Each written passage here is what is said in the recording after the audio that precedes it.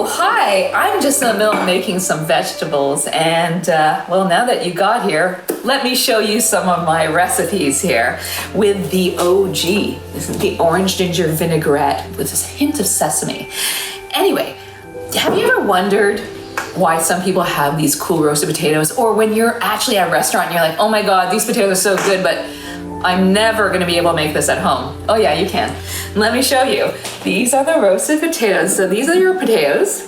Just take potatoes, chop them into little cubes, and that's all you need to do. You can even be rustic. You can cut them big, small, it really doesn't matter. And you warm up your oven to 400 degrees.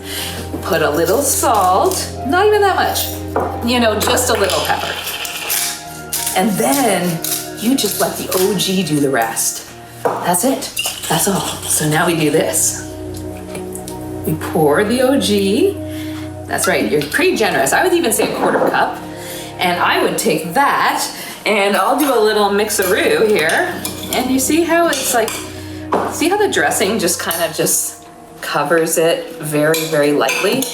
That's your marinade. Now, you'd be surprised that just this marinade can give you the richest, most crispiest potatoes. Now you think there's more to do? No, that's it. That's all you have to do. 45 minutes later, you're gonna get some amazing potatoes. I'll see you in 45 minutes with the best potatoes. We can share them.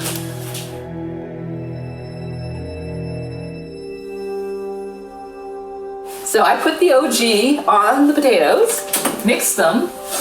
I gave it one stir, just one stir. Here we are.